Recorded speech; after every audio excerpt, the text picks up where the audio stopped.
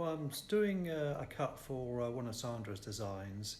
It's a wooden advent calendar. She calls it a wooden chalet advent calendar. So I'm just setting up the machine now. I've put the wood down on the wasteboard using the new clamps and everything. So I'll just swing the camera around a sec. All right, here's the wasteboard with the wood to be cut. I've just got to set the 0 and just do the final settings on the computer for that. So I'm going to do that and I'll be back in a second. On the wood corner, and I just need to start the cut procedure.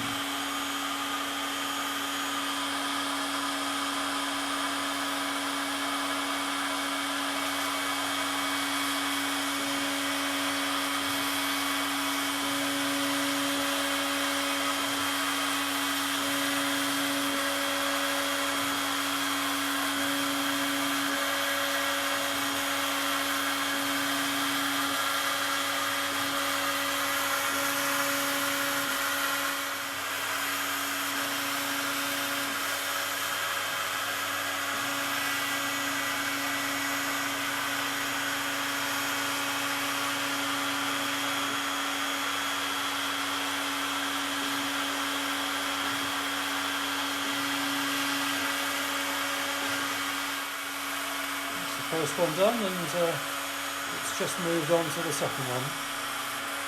Okay, one thing I've realised as it's cutting was that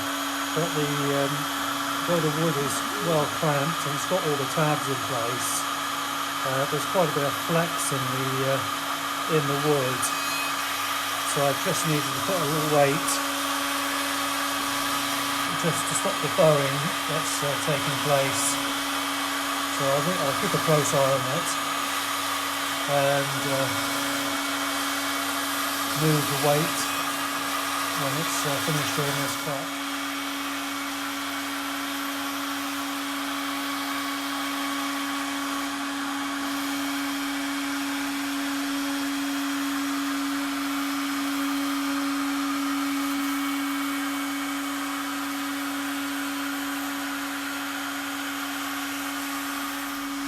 Well, it's nearly finished now. One important lesson with plywood, thin plywood like this, is to use the double-sided masking tape trick to stick it down, because it warps and pushes itself up during cutting, so clamps are just not sufficient. Still, it's not a long cut and not too much time, and it's easy to overcome with a bit of weight or the old finger here or there, being very, very careful, watching where the tool path is. Okay, that's cut, and just switch everything off and give it a vacuum and extract it from the work surface. Okay, moving on to sheet 2. Just setting the 0, learned from my mistakes last time, and put the blue tape down on the board so that it's hopefully won't flex as much. There we go, that's our 0. So we're going to set that up. 0, 0, all done, and let's run. Let's start that. That will ask to put the bit in, which it has.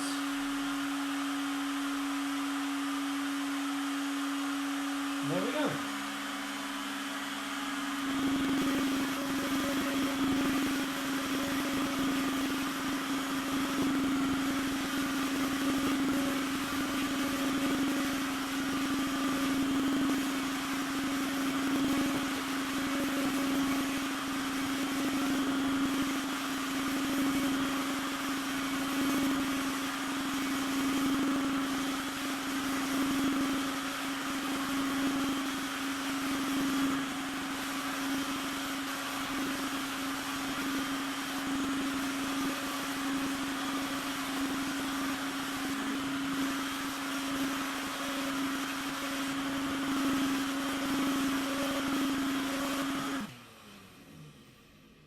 Well, that's finished sheet 2, at least this time. With putting the blue tape on, it wasn't lifting in the middle, so good lesson learned.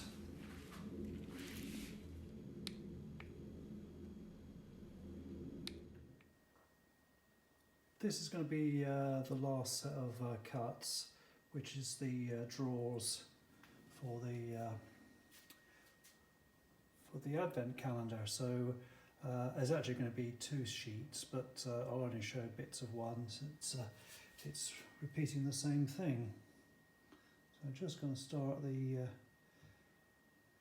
cut up, and let's get that finished.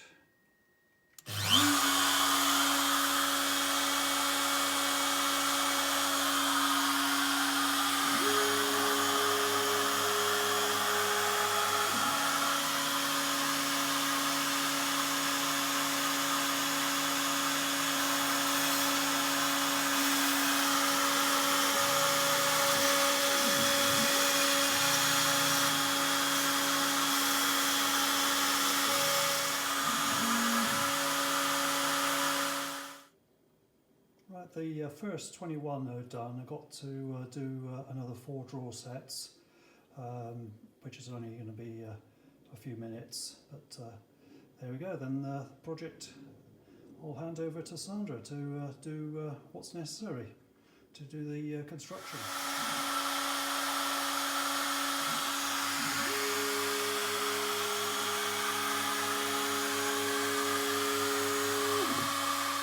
Having said I'd finished it, Sandra then came and said, oh, we got to do the roof. There's one more cut to do, so just going to do that now, and then it'll hopefully be finished for her to pass over to do the assembly.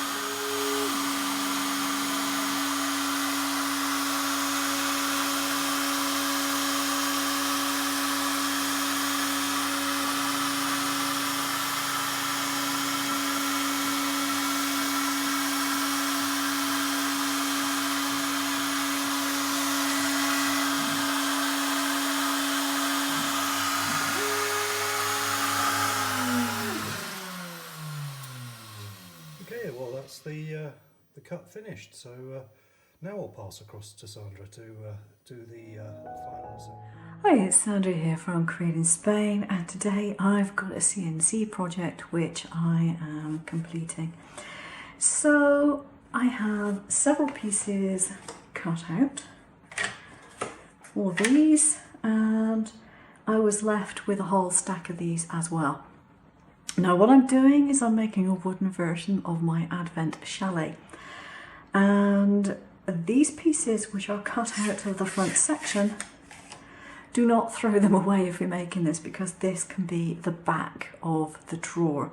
So you'll save yourself 25 cutouts by using those.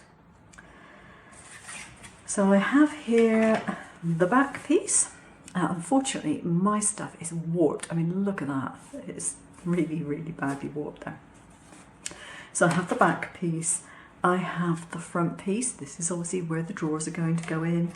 And at the moment, I have the vertical struts. Now, what will happen is these are going to go like that. I have another set of struts being cut at the moment, which are going to go like that.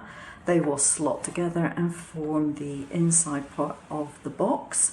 It's supposed to be 3mm thick, but actually it's slightly under 3mm, which is why the slats in here have got slightly bigger holes than they need to have.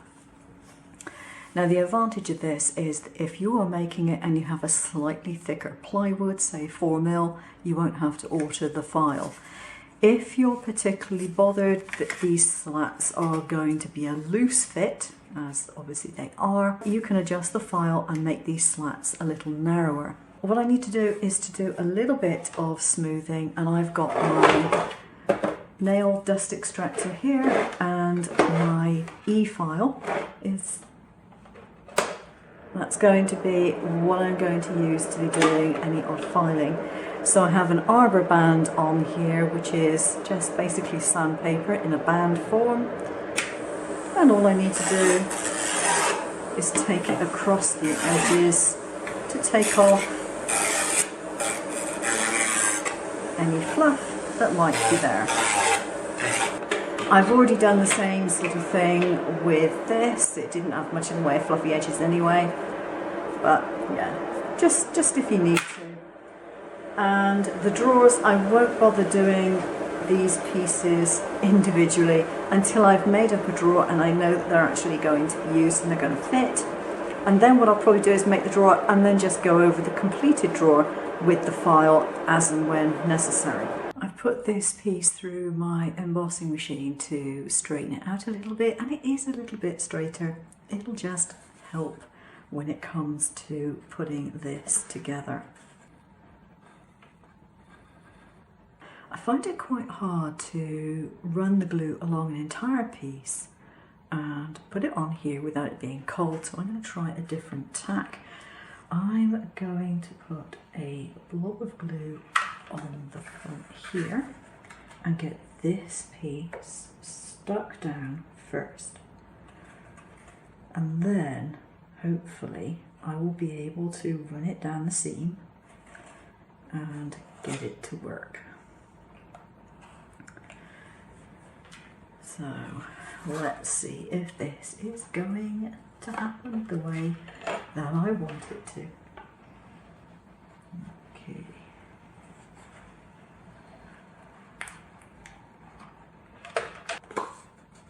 So I was finding that it was just getting set too fast. Yeah, I think that worked a lot better. I was thinking about the best way to actually assemble this, and I have worked something out that it's a good job I have worked it out, because it would be a right pain in the neck to build it and then remember afterwards, is that I need to have the crossbars going directly on this edge here. Now it's going to be really difficult to do it and line it up from the back, so the easiest way is to turn it over. It doesn't make any difference. I mean, there's probably one slightly neater side than the other. Might just, okay, that's got a little fault there. So I'm going to use this as the back. Now these pieces here are not exactly straight, or at least some aren't. They're straighter than they were because I ran them through my embossing machine, but there we go. Now it's easiest to do it from the direction facing away from you. So what I need to do is to literally glue that so that it joins on that line there, and then the next one will go on that base line, then that base line, and so on. So make sure that in this particular instance it goes on the top edge of that one, the top edge of that one, all the way down. And there we have half of the framework put together. So it's important, as I said, to make sure it is directly at the sides, because this is precisely cut, and if you've got it over the edge it's not going to fit in the box properly. Now, keeping it up the correct way but just turning it over, now I can put in these pieces. Now this piece goes at the bottom, and so these are just going to slot in. You don't even have to glue them.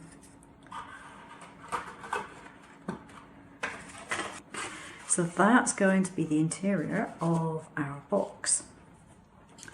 Now, depending on the finish that you want for your advent calendar, you might choose to do some painting now. Now, it just depends. Me, I'm probably going to leave it as it is. And if I'm going to decorate it, I will probably do that with papers. So now, fingers crossed, should be able to just slot this into our box.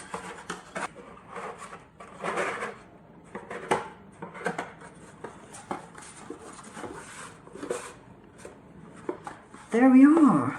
The basic box part is done. I've put together a drawer. I have modified it slightly to be a little bit wider than my original one. And it has been put together very simply with hot glue. And now, if I put that in there, you can see that it fits pretty well. Little bit of wiggle room, it's not tight. Now the only thing I would say is I put a finger catch there basically. Now it's up to you if you really don't want anything to be seen, not even the slightest gap possible, then you can change the file and you can modify that so it goes straight across. Or you could make the whole depth of the drawer front slightly deeper and do it that way. Now there is a gap which you can see there is some wriggle room there up and down. I did do that on purpose because I didn't want it to be a really tight fit. But basically it works. As I said, if you want to modify the file, you're more than welcome to. Now, if you do modify the file, what I've included in the file is a cutout which will allow you, if you want to cut out a piece of decorative paper or card or whatever. It could be a photograph, could be anything, but have a complete image. And I have done it so that you cut it out once and you'll get all, the frame covered. You cut it out again and it should, fingers crossed, match up if you put it on the drawer front. So you will have cutouts for the actual drawer fronts. Now obviously if you alter the drawer front, you'll have to alter that cover file as well. Drawer assembly is 5 parts. First of all, the base. Now I have found the easiest way of doing this is to simply put a line of glue against the side there and put my piece in position, making sure I've got it lined up from edge to edge.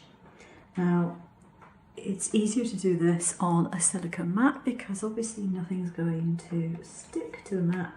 You can pick it up and you'll have a neat edge. All this extra glue can be either pulled off while it is still warm, like that, or you can leave it until it's cold and then you can rub it off, sandpaper it, whatever you want to do. So that's one side on. Take the next side, do exactly the same thing. Whoops, a bit too much glue there, but never mind. And like that. I hold it for about a count of 10, and after that it's pretty much good to go. and just pull off some of that warm glue. By the time I do that, it's not hot, by the way, it's cooled down considerably. And there we are. Right, so the next bit to go on is the back piece. Now, when you're doing this, if you've got any pieces that are slightly damaged, be aware of that and make sure you put them somewhere where the damage is going to be hidden. So these are lined up so that they go side to side with the back. And now you have a pretty stable drawer, so that's not bad at all. I will just pull that little dollop of glue off there. And so for the front, just pull off any globs which have gone over the edge. This time I hold it up and put the glue on, put it down here, and then making sure I've got it lined up top to bottom, because there is a little bit of an offset on either side. I'll try and pretty much line it up in the middle, and that's it. The drawer is done. Once the drawer is done, I will go around it with my sanding tool and sand off any sharp edges, but for the moment I'm just slotting them in position. I have here all the pieces that I'm going to be using for the roof for my advent calendar, and there are 2 roof tile pieces, and these have been scored with the tiles, as you can see. It just makes the design look a little more interesting. This is the front eaves, and I also have some trim to go on. Now I've also got another back eaves actually cut. I'm not sure if I'm going to be using this or not, because I'm not sure if I want it so that you can literally just lift the roof off, or whether I want the roof to remain in place. So I'm going to start off on a bit that I do know that I need to do first, and that is just planing these just a little bit to give them an angle. And again, I'm going to use my E-file to do this, because it's relatively easy, and I'll just continue doing that until it's done. So I've sanded down the edges on here, and I've done the edges here, but I've given this a little bit of an angle so that when I join it, it's going to be a bit neater on the apex there. So that's the reason I've done it. Just gave those a very, very brief sand. So what I've been using to do my sanding is my E-file with some arbor bands on it. And people have asked before now, why don't you just use a Dremel? Well, I don't use a Dremel because a Dremel is that much heavier. It's far more powerful than I need it to be for doing the sort of things that I need to do. And I have an E-file, and I figured, heck, it's got a lot of different options for tools that you can get for an E-file. Just use that instead, and I'm really happy that I do that. This has got such a lightweight handle. I think it's only sort of like 120 grams. I have relatively small hands, and I don't find a Dremel easy to use, so that's why I use it. Right, so the front part of this is this one here. Now, it may seem obvious, but make sure you're using this and put it the correct way up when you do actually glue it on. It's very easy to put it on the wrong way. So make sure it's up the correct way. And this is going to go on the top here. But I think it's going to be quite a difficult thing to do, to fit that on and keep it upright and get it glued in place. I think it's going to be easier to put the roof pieces on to this first. Now you notice that the roof pieces are approximately 3/4, maybe a centimetre wider than the actual box, and I did that on purpose so that we do get an overhang, because I thought it was a good idea to have an overhang on there. Now you can choose whether you want to put this directly to the edge here, whether you want to have all your overhang at the front, whether you want overhang at the back. It's entirely personal choice. And when it's done, the idea is that this decor piece can go on as well. Now again, you have a choice. You could, if you wish, put it directly onto the roof and do it that way. Or if you really wanted to, you could put it under there, I guess. So, you know, you have the option. You do it whichever way you like. Now, if you're going to paint it, I would suggest you paint the pieces before you put it together. I'm not at all sure I'm actually going to paint this at all. So I'm going to be very brave and put it together without doing the painting first. I've got my glue gun heating up here, and yeah, I'm just going to go for it. It's not looking too bad. I think that's done pretty well. It's pretty neat on that edge regardless of my attempts at gluing, so that's not bad. That's not bad at all. So because I actually want to put lights in this, I'm going to have to make a hole in there. Now I should have got the hole cut when it was done on the CNC in the first place. That's what I should have done, but I didn't, because I thought I was going to have a removable top, and I'm now not going to have the top being removable. Okay, I've managed to make a hole in the back. Not the neatest job ever, but I've gone over it with the sanding tool, so there's no rough edges on there. And I said, I will put the hole in the back in the file, just to save you the aggravation of that. So I've now got to stick this in here, again, about 1 centimetre from the outer edge. Now I know this looks very odd, but there's a reason for this. I've got a piece of quite thick craft foam here, and I've rolled it up, and I have put it through the back hole through to the front. Now the reason for that is because this piece again was slightly warped, and because it dipped in towards the center, I was going to have difficulty in lining it up with the front edge of my box here. So now what I intend to do is to put this onto here like so, and once it's stuck down, I can then pull that piece of foam out through the back window like that. So that's my next job, and I have to really get it right first time. Oh dear, I'm not looking forward to this bit. So here goes. I've got a fresh glue stick in here, so I shouldn't actually run out of hot glue before it's done anything. And I'm just going to put a hefty dollop of glue down here, because if I use more glue, it's not going to cool down too quickly. So fingers crossed that I'm going to be able to do this in one go, because I've really only got the one chance to do it. There we go, that's on. So I've managed to line it up with the front edge, which I couldn't do if I hadn't put that piece of foam in to push the front out. I'm going to keep it there until the glue has cooled down and there's no chance of it giving way. There. So most of it is actually done. I need to put my decor panel on the front here, but that is a relatively easy thing to do.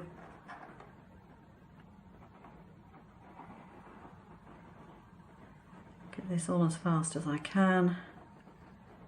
So hopefully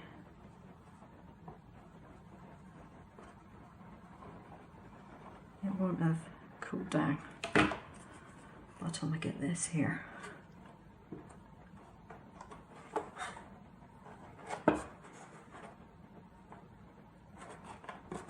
The basic Advent calendar box is completed.